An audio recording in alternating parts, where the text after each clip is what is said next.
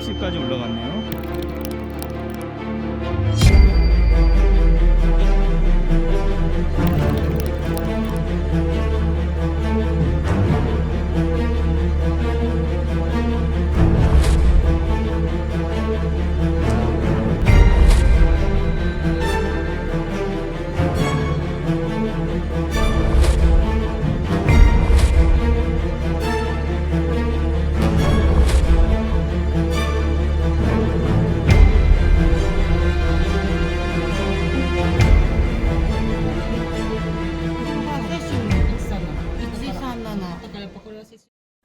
후쿠시마 원전 사고 13년, 현재의 상황은 어떤 모습으로 바뀌어 있었을까요? 그리고 일본 정부와 도쿄전력, IAEA가 주장하는 것처럼 후쿠시마 원전 오염수 방류는 안전한 것인지, 윤석열 정부가 말하는 과학적 증명은 사실인 것인지, 저희 시사발전소 취재팀은 후쿠시마의 진실을 확인하기 위해 현지에서 처음부터 이 내용을 조명해 보고자 했습니다.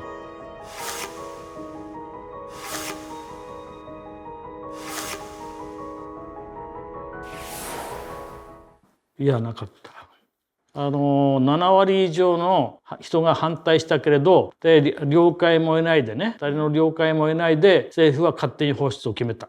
トリチウムは安全だなんて言ってるけど、全然安全じゃないのに安全だということにしてね、でどこの国でも流してるって言うけれど、でも 1F から出るのは、第一原発から出るのはトリチウムだけじゃなくて、いろんな取りきれない汚染が含まれた汚染水、要は毒は薄めても毒ですからダメです。 주권국가로서의 국민의 생명과 안전을 대변하는 목소리를 냈어야 됐는데 사실상 반대하는 목소리를 전혀 내지 않았던 것 같습니다. IAEA 최종 보고서가 나오자마자 3일 만에 과학적인 어떤 검증 절차를 신뢰한다라는 일본의 오염수 방류에 찬성하는 목소리에 동조했고, 또 그러다 보니까 결국에는 일본 오염수 방류를 선전하고 홍보하는 그 역할을 대신한 것 아니냐라는 그러한 지금 비판을 할 수밖에 없는 상황입니다. 저도 이해는 못하겠습니다만 이 여러 차례 있었던 한일 정상회담이 그동안 1년 반 동안 얼마나 굴욕적 외교로 또 저자세로 일본을 상대해 왔는가를 알 수 있는 대목이고요. 그런 과정에서 자꾸 이렇게 이해할 수 없는 행동들이 나오다 보니까 윤석열 대통령의 아버지께서 일본 문무과학성 1호 장학생이라서 그런 게 아니냐라는 의혹들이 제기될 수밖에 없는 것입니다. 우리나라는 더구나 최인접 국가이기 때문에 다른 나라에 비해서 우려되고 있는 피해 상황도 더욱더 많은데, 대한민국 정부가 그러한 우려, 안전에 대한 불안감을 무시하고 그리고 찬성하는 듯한 태도를 보이는 것은 정부가 국민의 생명과 안전을 도외시하고 있는 것이라고 생각됩니다. 국민적 반대와 우려에도 불구하고 때는 2021년 4월 13일 일본 정부는 후쿠시마 제1원자력 발전소에서 나오는 방사성 물질을 포함한 오염수를 해양에 방류하겠다는 방침을 공식 결정했으며, 후쿠시마 오염수가 과학적으로 안전하다며 강조할 뿐 아니라 한국을 상대로 대대적인 홍보전을 펼치기도 했습니다. 후쿠시마 원전 사고가 있기 전까지만 해도 일본 정부가 세계적으로 가장 안전하다라고 자랑했던 핵 발전소였으나 체르노빌 원전 사고 이후 가장 큰 원전 참사가 일어났습니다. 国も東京電力も原発は安全だと言ってきたんですよ。原発は事故を起こさないと。起きても大丈夫なようになってると。五重の壁とか言ってですね、5つの壁があると言って安全だと言ってきたと。安全だ安全だと言ってにもかかわらず事故を起こして、もう事故の責任は国は問われないと。国は責任を負わなくてよいと。政府がね、プロパガンダいろんな、ね、安全キャンペーンをやったりとかさ、それはもうお金使うの半端じゃない。 방류되는 이 방사성 오염 물질에 대한 그 위험성은 어느 누구도 축소하거나 은폐해서는 안 된다라고 생각이 됩니다. 이번에 일본의 결정은 단순히 어떤 국가적으로 핵 폐수를 방류하는 그런 결정을 한 것이 아니라 세계 인류에 그리고 후속 세대에 악영향을 끼치는 정말 가늠할 수 없는 피해를 끼쳤다라고 저는 생각을 합니다. 우리 인류는 원자력을 이용함에 있어서 가장 안전한 방식을 선택해야 하는 건 인류사적인 보편적 가치라고 봅니다. 그럼에도 불구하고 지하 매립을 하지 않고 있는 부분에 대해서는 대단히 규탄할 수밖에 없고요. 앞으로 20년, 30년 더 방류를 한다고 하는데 최소 지금 30년 예상하고 있잖아요. 이 부분에 대해서 아마 해양 방류 과정에서의 여러 가지 영향들, 특히 방류 이전부터 이미 우럭의 세슘이 180배 이상 검출되기도 했던 상황을 비교해 봤을 때 방류 이후에는 더욱더 위험한 사례들이 많이 발견될 수 있다고 생각합니다. 다른 대안이 있음에도 불구하고 저렇게 핵 오염수를 굳이 바다에다가 방류하려고 하는 것은 그 오염수가 놓여 있는 탱크를 치움으로 인해서 원전의 위험성을 회피하고 감추려고 하는 정치적인 의도가 있는 것 아닌가 생각이 되고요. 원전의 사용과 확대를 권장하고 있는 국제 원자력 기구와 이해관계를 맞추는 행동이라고 생각됩니다. 참혹했던 후쿠시마 원전 참사. 사고 이후 일본 정부는 수습은커녕 자신들의 책임을 떠넘기기에 급급했고 결국에는 국제사회의 동의를 얻지 않은 상태에서 방류 강행에 이르게 됩니다. 일본 정부가 마침내 후쿠시마 원전의 방사성 오염수를 바다에 버리기로 문 대통령은 결정했습니다. 청와대 내부회의에서 국제해양법 재판소에 일본의 원전 오염수 해양 방류 결정과 관련해 잠정 조치를 포함 제소하는 방안을 적극 검토하라고 지시했습니다. 2021년 4월 13일 당시 문재인 정부는 오염수 방류에 대해 단호히 반대하고 용납이 불가능하다며 국제사회와 함께 과정에 대해 철저히 검증을 추진하겠다는 결정을 밝힌 바 있습니다. 그러나 이러한 입장은 윤석열 정부가 출범하고 난 이후 180도 돌변하게 됩니다.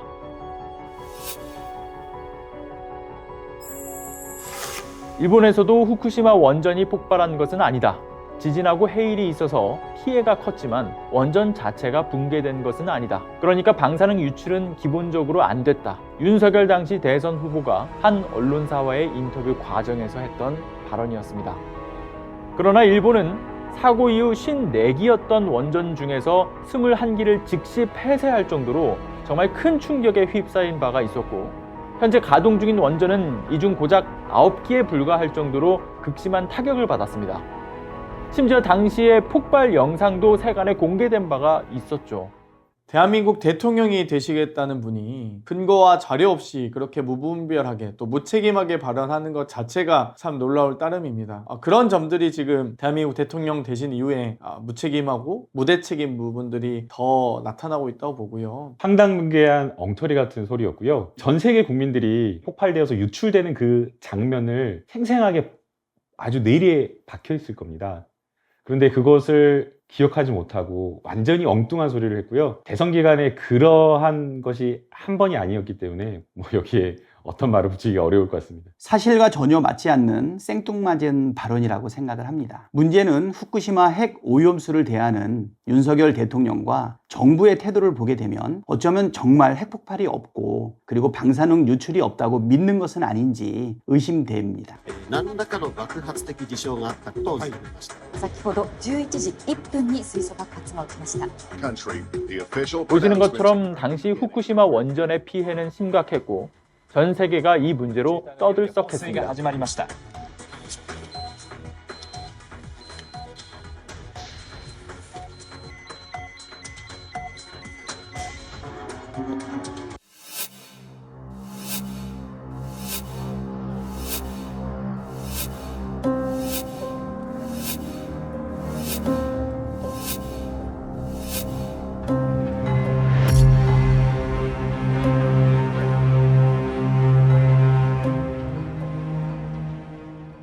일본의 원전 오염수 방류 걱정이 많지? 오해를 풀어줄게. 윤석열 정부는 이전 정부와 마찬가지로 안전하지 않은 방출에 절대 반대하는 입장이야. 일본의 계획은 이래. 알프 정부에서 확보한 모든 정보는 국민 모두에게 투명하게 알리고 있으니 믿고 지켜봐줘.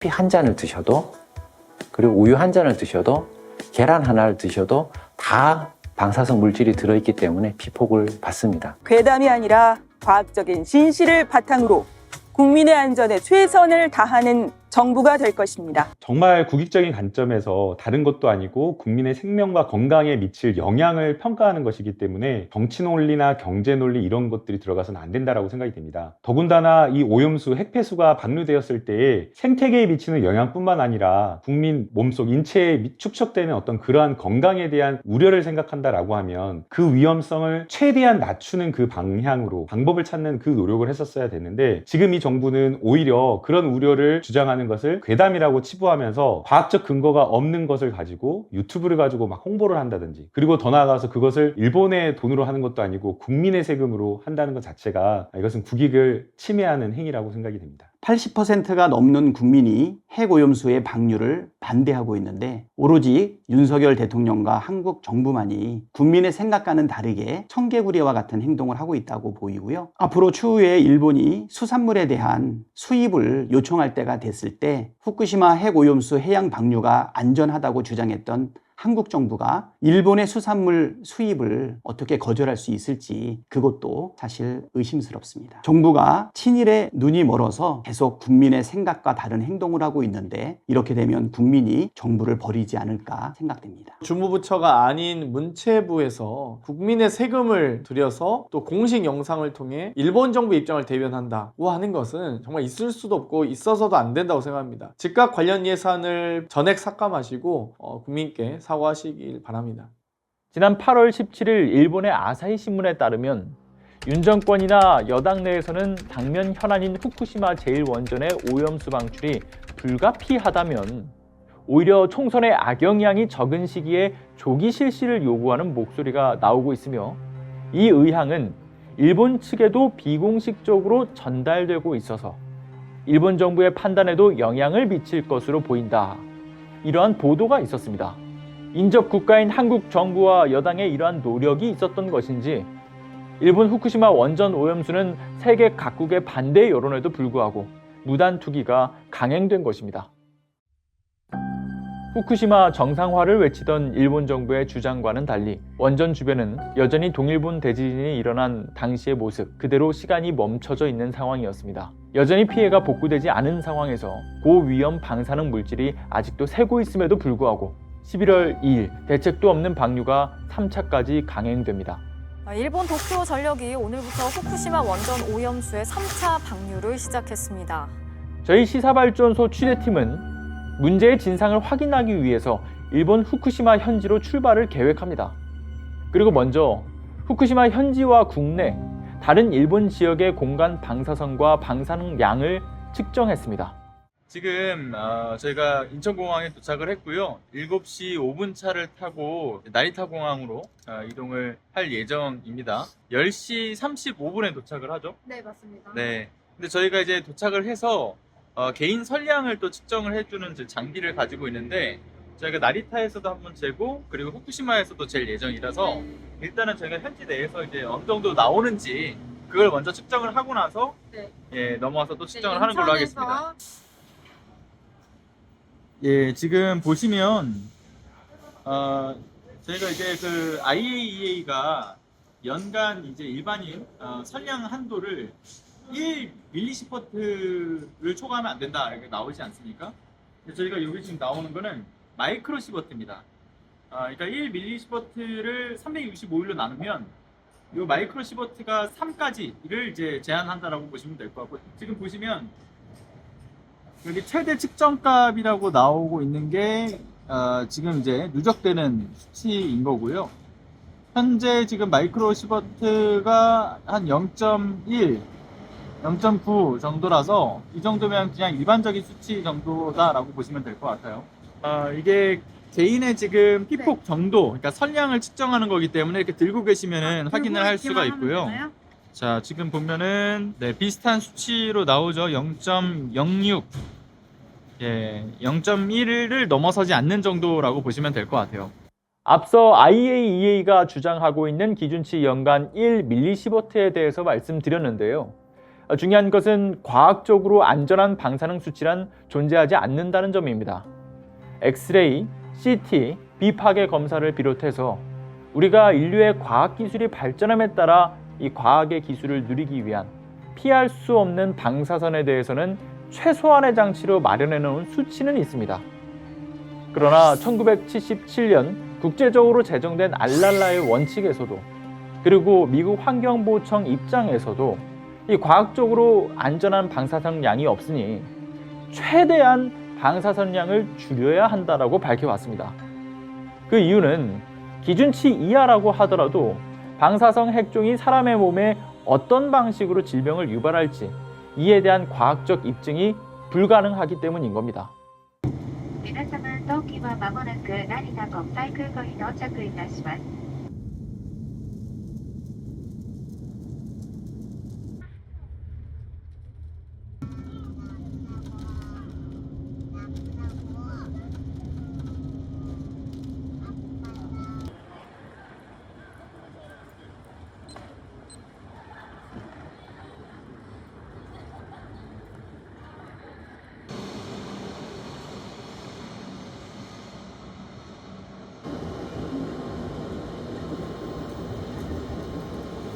네, 도쿄역에서 이제 후쿠시마로 가는 신칸센에 지금 방금 탑승을 했고요.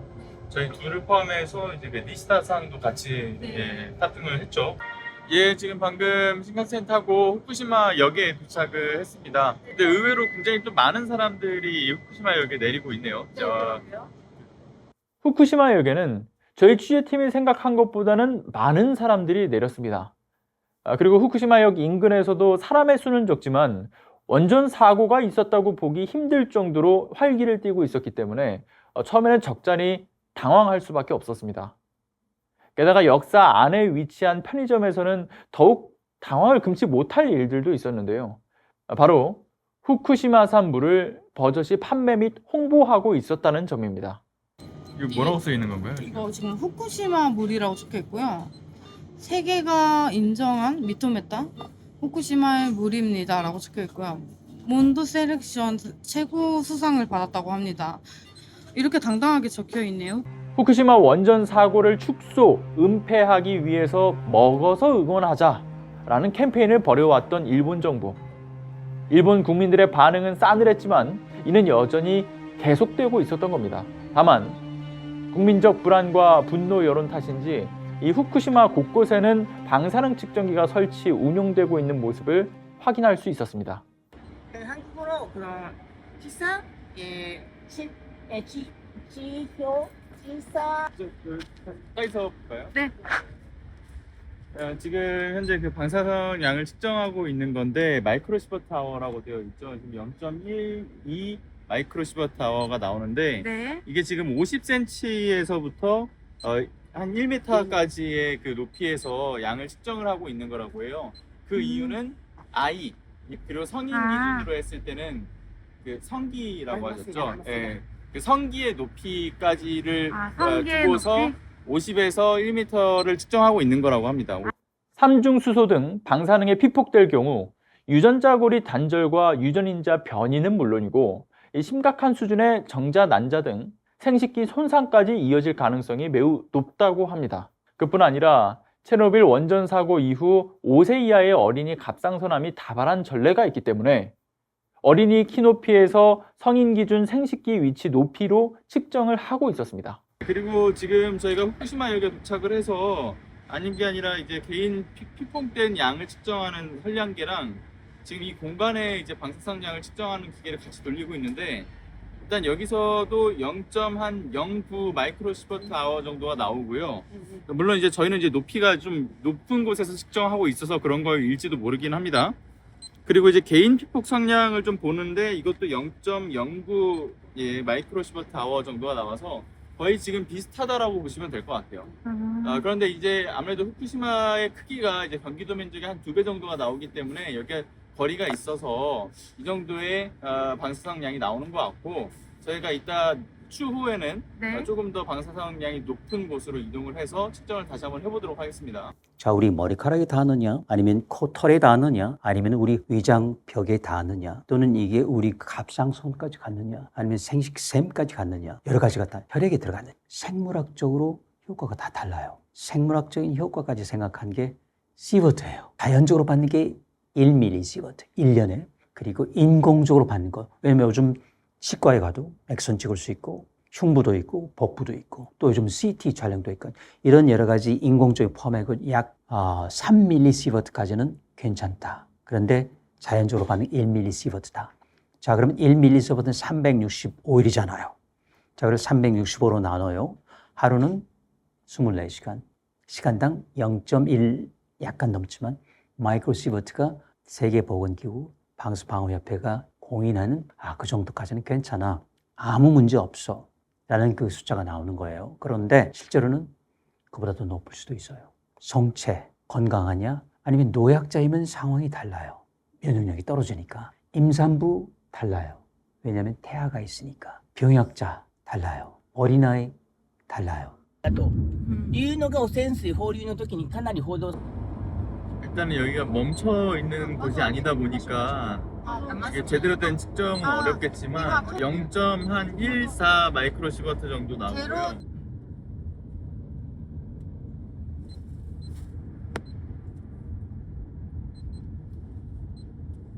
농산물을 키워도 안 바르잖아요. 아, 네. 팔리지가 않으니까. 바르지가 아니까 태양광 발전소 농지를 만들어서 그러니까 농지를 태양광 발전소를 활용을 하고 있는 거예요. 농수산물이 전혀 안 팔리니까.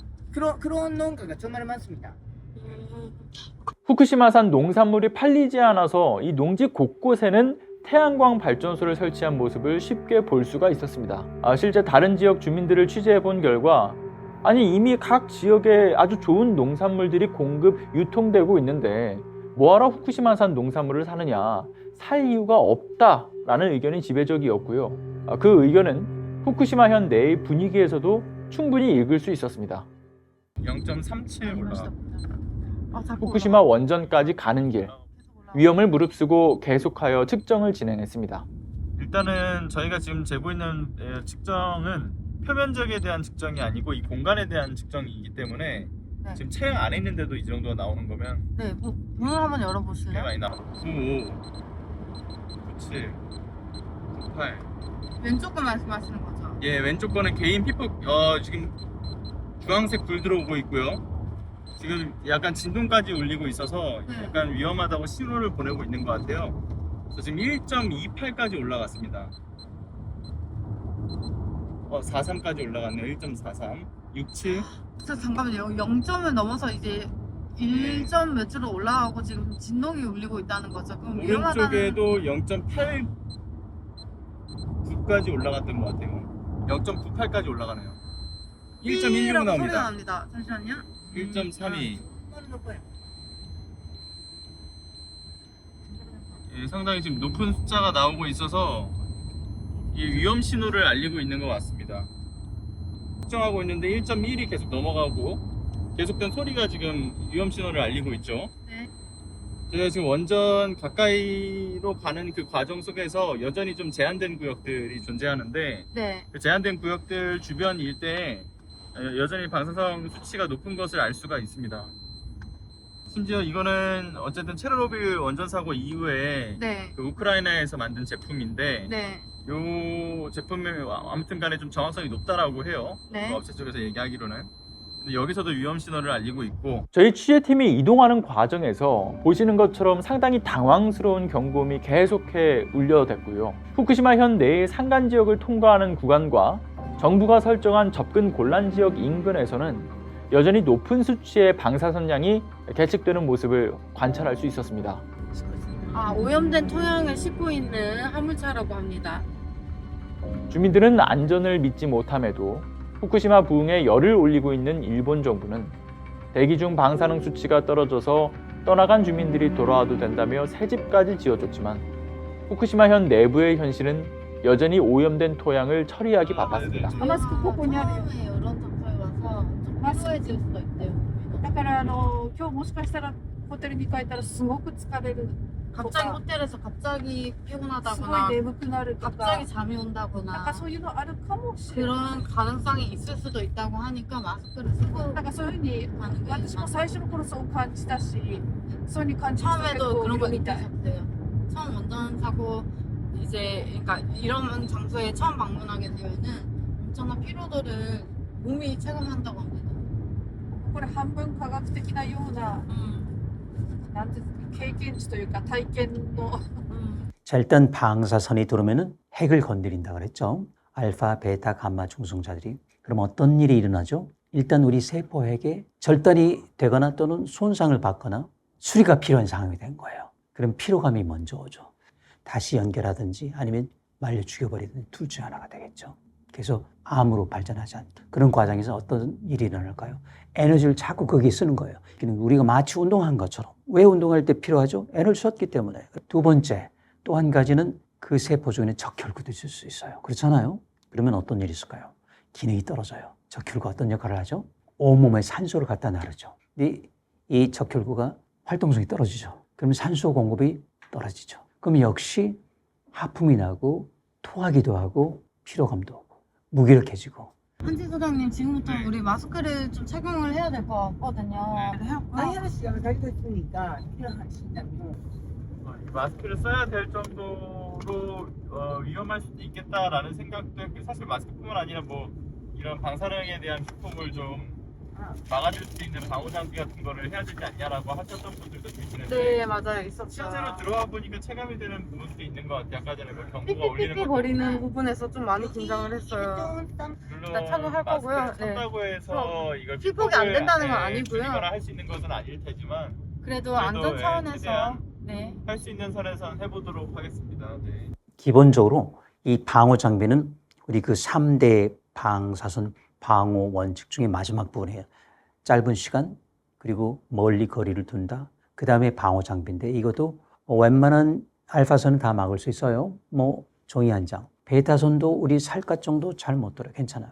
근데 문제는 감마선하고 중성자선. 이걸 막으려면 기본적으로 납 또는 저기 뭔가 투툼한 저기 장비. 그리고 더 좋은 거는 2중, 3중. 근데 그렇게 하면서 이제 피할 수는 있지만은 감마선은 일단은 피하기는 쉽지 않아요. 중성자선도 방호복으로 피할 수는 없죠. 그러니까 이거는 시간을 줄이고 멀리 도망감으로써 피할 수 있는 것밖에 방법이 없죠. 후쿠시마 원전 사고 후 13년이 지난 원전 인근의 지역은 여전히 피해가 복구되지 않았고, 공사 인부들의 모습에서도 방호복을 입은 모습은 찾아볼 수가 없었습니다. 아 여기ですよね. 그대로 와 여기. 저희는 펜스도 있다. 이 육고기 그런 5호기, 6호기 있는 곳. 아 네. 원전 5호기와 6호기가 바로 앞에 있는 거네요.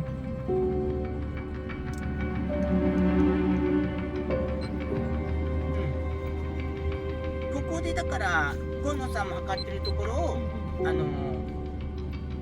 ジミさんが今野さんが測ってるところも全部撮影もそうそうそう。펜스. 후쿠시마 원전 바로 앞까지 이동했던 저희 취재팀은 여전히 원전 폐기물이 쌓여 있는 것도 확인할 수 있었습니다.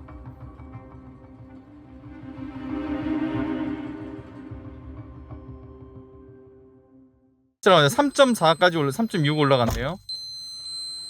예, 4까지 올라갔습니다. 지금 4. 자, 현재 지금 원전의 1km 이내에 위치해 있는 핫스팟 지역에 왔고요. 여기서 방사능 수치가 굉장히 높게 측정이 된다라고 합니다. 지금 보시게 되면은 계속 진동이 울리는데 6 마이크로시버트까지도 올라갔고요. 예, 그리고 지금 저희가 표면적도 측정하는 걸 확인하고 있는데 이것도 60까지도 왔다 갔다 하고 있습니다. 40에서 60 왔다 갔다 하고 있고요. 기본적으로 5에서 6 마이크로시버트가 나옵니다. 상당히 높은 수치가 나오고 있는 거죠. 자, 다른 쪽으로 이동을 해서 같이 좀 살펴보도록 하겠습니다. 숯불 근처에다가 좀 대보겠습니다. 네. 자, 공간에 대한 것을 측정해 주는 것 같은데 지금 아래쪽으로 가니까 4.4 예, 마이크로시버트 4.9 올라가네요? 예, 5.3까지도 올라가죠. 예, 12일까지 올라가네요. 올라왔습니다.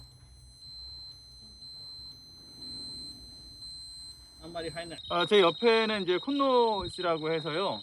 이제 뭐 이 현지에서 여러 활동들을 계속 이어 나가고 계시는데 오늘 측정을 위해서 일본 측정기를 가지고서 좀 도움을 주고 계십니다.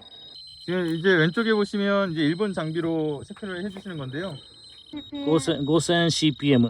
そう。もっとね、高いとこ、こっちはもっと高い。12000。 12,000, 12,000, CPM. 12,000 CPM까지 올라갔고요. 13000. count per minute. 여기서 보시면 500이 넘어가네요. 여기도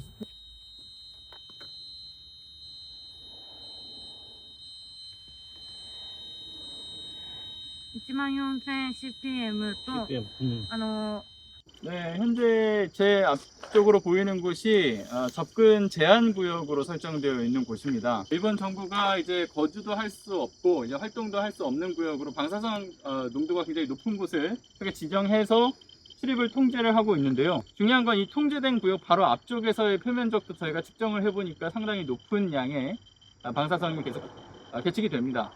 이를테면 지금 표면적을 한번 좀 보도록 하죠.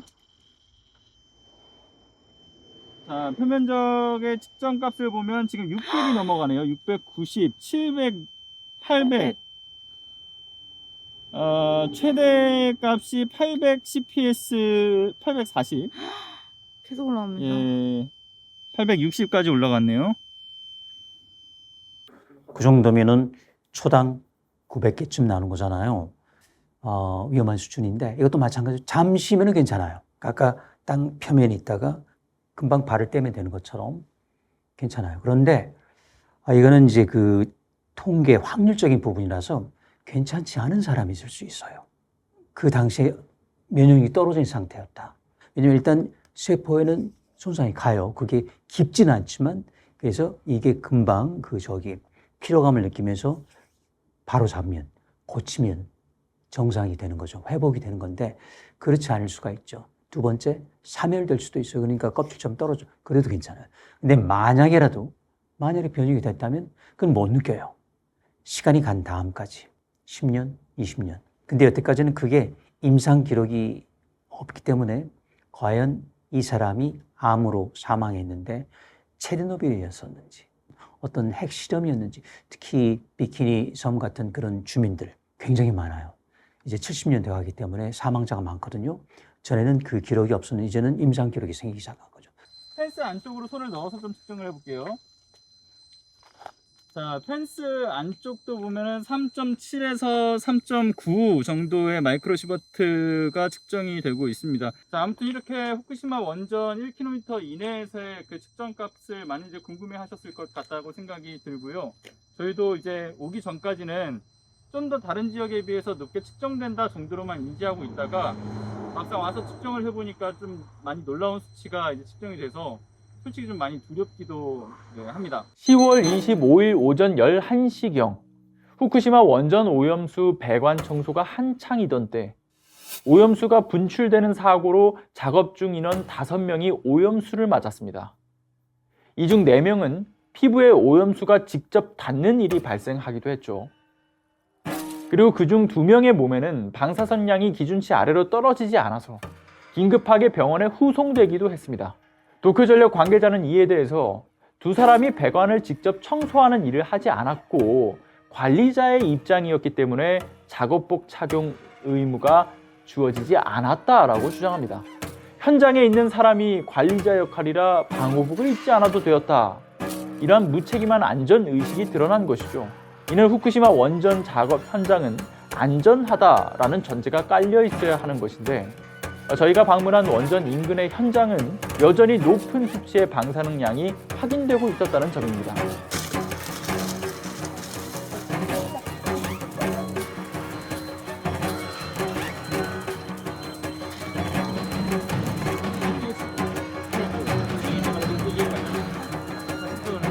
네, 今から行きます。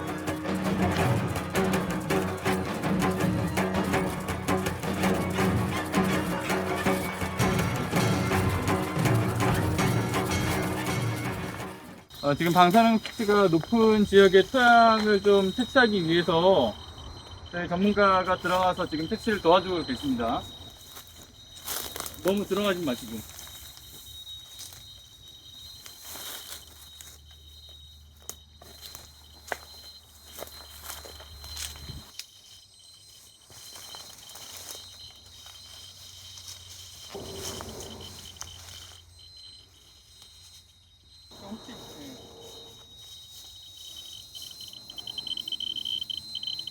これが CPS ですか。これが CPS で、これが今マイクロ C レベル。あとこれがCPM ですね。1万4ですか？19 맞아요. 1만 원? 1만 4천? 이게 지금 2만이 나온다고 말씀하셨죠? 1.9만. 아까 2만까지 갔습니다. 예. 2만이요. 유효해요. 상당히 높은데 그것도 경우에 따라서는요. 잠시면 괜찮지만은 최소한 우리는 밀리시버트, 그러니까 1000분의 1 시버트 또는 마이크로 100만 분의 1 시버트, 1000분의 1에 1000분의 1 이런 정도가 정상인데 그건 벌써 굉장하잖아요. 그렇죠? 19,000에서 2만까지도 계속해서 이 지금 표면적의 오염 정도가 상당히 높다라고 지금 측정이 되는 것을 확인할 수가 있고요. 저희가 지금 가져온 장비들도 다 어느 정도의 제 기준치를 넘어서니까 계속 지금 삐거리면서 소리가 나는 것을 좀 확인하실 수가 있습니다. 이것도 마찬가지로 표면적과 거리가 좀 멀리 떨어져 있는데도 불구하고 3에서 자 바로 지금 이게 바로 나오네요. 잠깐만 500 넘어가고 예 570 약 570 CPS 정도가 나오네요.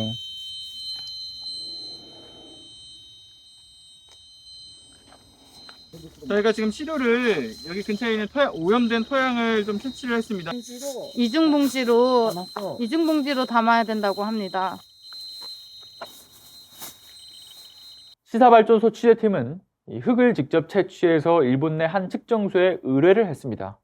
해당 측정소가 일본 정부의 압박이 두려워서 자신들을 공개하지 않을 것을 약속으로 측정을 받아들였기 때문에 어느 곳인지 특정할 수 없는 점은 양해를 부탁드리겠습니다. 저희가 측정소에 의뢰한 결과는 정말 놀라웠습니다. 연락이 온 한 연구원의 말에 따르면 해당 흙에서 세슘 20만 베크렐, 추정하기로는 체르노빌 원전 사고 지역에 맞먹는 수치가 나왔다. 이런 연락이었습니다. 예상한 것보다는 높은 값이 나와서 측정은 곧바로 중단이 되었고요. 높은 방사능 수치로 인해 기계가 고장날 우려가 있어서 더 이상 진행할 수 없다라는 입장을 전해왔습니다. 그렇죠. 그러니까 이제 베크렐이라고 하면 그야말로 우리 몸에 들어오기 전에 얼마만큼 나왔느냐. 그러니까 기본적으로 20만 베크렐 하면 굉장히 높은 숫자겠죠. 왜냐하면 이게 아마 초당이란 말이 베크렐 그 자체가 초당 20만이면은 굉장히 높은 숫자죠. 보통 우리가 그 건강 수준을 생각할 때는 100베크렐, 10베크렐, 그리고 만약 경우에 1000베크렐. 근데 그거를 넘는다. 그러니까 만이다, 10만이다 하면은 10배, 100배가 되면 은 굉장히 높은 거죠.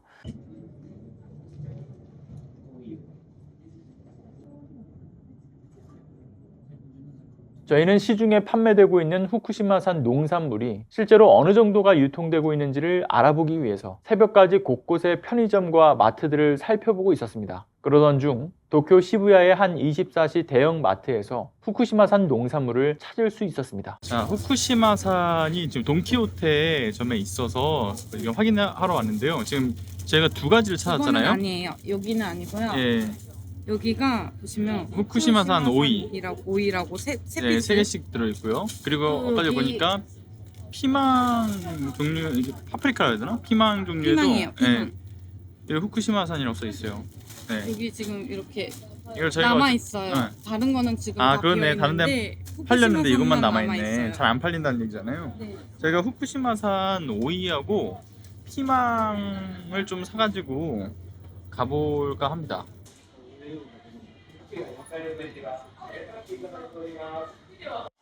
후쿠시마산 농산물은 국내 방사능 측정소에 맡기고자 했습니다. 그러나 원물을 들고 갈 경우 검역을 거쳐야 하는 문제가 발생할 수 있어 오이와 피망을 모두 갈아서 가져오게 되었는데요. 추후 다시 확인해 본 결과 식물 검역 대상이 아닌 품종이었다는 것을 확인할 수 있었습니다. 보셨다시피 원전 주변 일대의 상황은 여전히 심각한 수준입니다. 이런데도 일본 정부는 원전을 더 늘리겠다라는 계획은 물론이고 복구되지 않은 원전 인근 지역에 수소발전소를 짓거나 이제는 안심하고 돌아와도 좋다라며 지역 부흥을 노리고 있습니다. 뿐만 아니라 한술 더 떠 원전 내부의 데브리를 제거하지 못하였기 때문에 이 폐로 계획을 전혀 세우지 못하고 있는 데다가 도쿄전력은 오염수에 포함된 약 2,000여 개에 가까운 방사성 핵종을 숨기고 64개의 방사성 핵종을 62가지만 알프스를 거쳐서 안전기준치 아래로 내리면 방류해도 안전하다라는 주장으로 책임을 회피하고 있습니다. 그리고 시간이 거듭될수록 도쿄 전력에서 측정하는 방사성 핵종은 점차 줄어들더니 30개로 줄어들었고 어느 순간인가 또 9개 핵종만 측정하며 기만하고 있습니다. 검사하겠다는 핵종들의 데이터 값은 지금껏 제대로 된 공개를 하지 않아왔고 이 9개 핵종에 대한 데이터만 확인시켜져 왔던 자금의 상황들, 공개되어도 안전하다라고 판단되는 핵종에 대해서만 공개하며 이 위험성을 축소, 은폐하려 한다라고 하는 지적을 피할 수 없는 부분입니다. 그렇게 저희 시사발전소 취재팀은 국민의 알 권리와 미래 세대의 안전을 심각하게 위협하는 이 후쿠시마 원전 오염수 방류 테러 행위에 대한 공론화를 하기 위해서 앞으로도 정부가 감춰온 후쿠시마의 진실을 끝까지 밝혀내고자 합니다.